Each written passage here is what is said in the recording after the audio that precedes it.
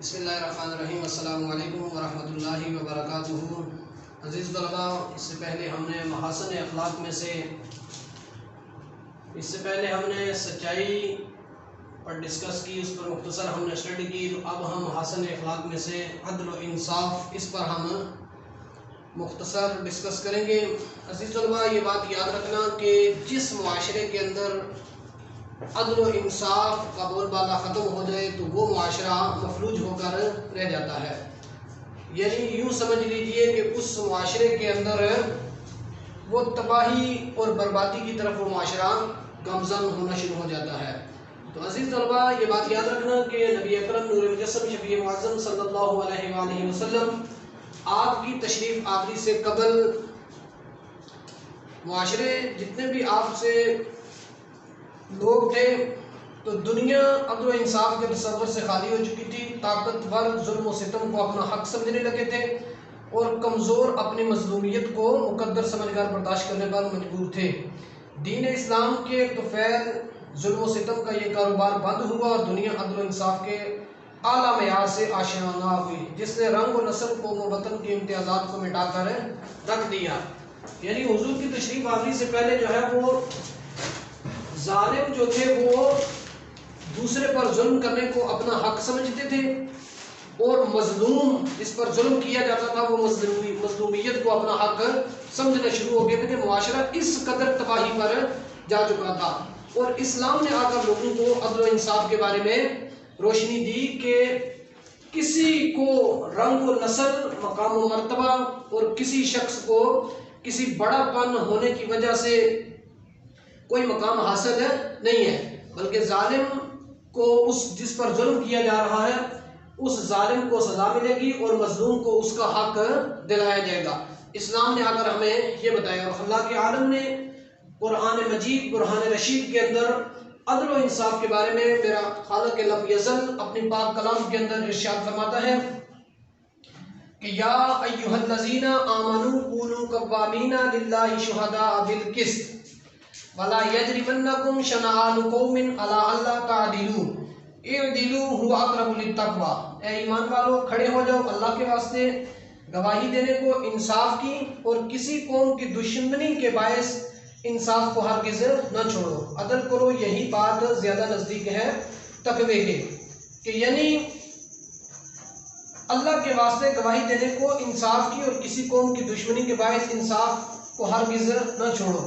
یعنی انصاف کو ہرگز نہ چھوڑو اور یہی بات جو ہے وہ تقوی کے زیادہ نزدیک ہے۔ عزیز طلباء، میں آپ کو اپنے معاشرے کی بے شمار ہمارے پاس مثالیں ایسی ہیں، ہماری عدالتوں میں چلی جائیں، آپ وہاں پر جائیں اور دیکھیں کہ ہمارے ہاں جو گواہ ہیں وہ 500 میں گواہ ملتے ہیں، 1000 میں گواہ ملتے ہیں، اور وہ گواہیاں جو ہیں وہ عدل و انصاف پر نہیں دی جاتی بلکہ محض مال و دولت کے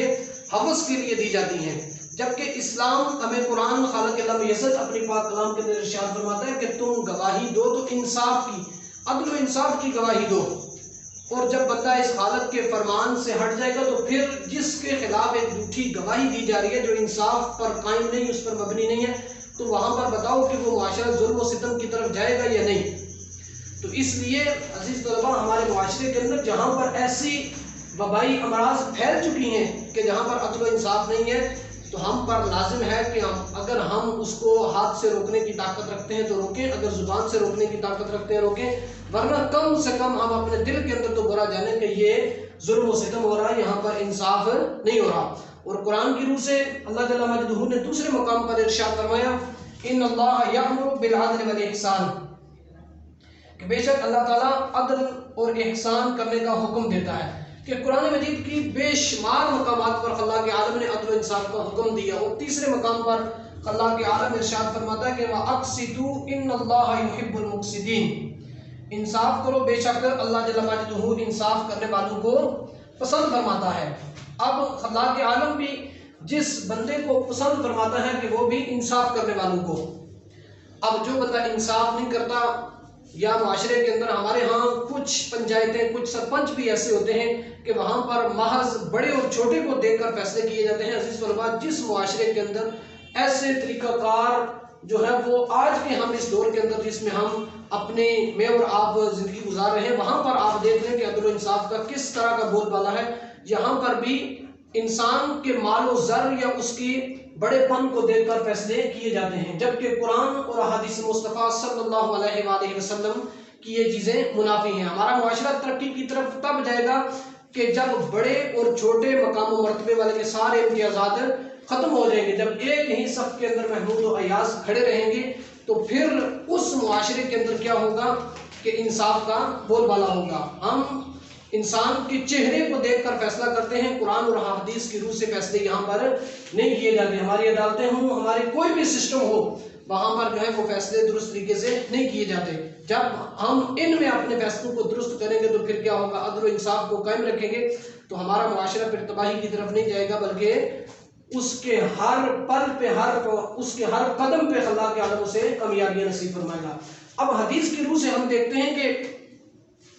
نبی اکرم صلی اللہ علیہ وسلم نے رنگ و نسل کے تمام امتیازات کو مٹا کر عدل و انصاف کا اعلیٰ نمونہ پیش کیا. آپ صلی اللہ علیہ وسلم کے وہ ارشادات آب زر سے یعنی سونے کے پانی سے لکھنے کے قابل ہے کہ آپ صلی اللہ علیہ وسلم نے قبیلہ بنی مخزوم کی فاطمہ نامی عورت کی چوری سے متعلق سزا کی معافی کی سفارش سن کر ارشاد فرمایا. آپ صلی اللہ علیہ وسلم نے فرمایا کہ تم سے پہلی قومیں اسی لیے تباہ و برباد ہوئی جب ان میں کوئی کمزور جرم کرتا تو اسے سزا دی جاتی، جب کوئی طاقتور جرم کرتا تو اسے سزا نہیں دی جاتی تھی. اللہ کی قسم اگر فاطمہ بنت محمد بھی چوری کرتی تو میں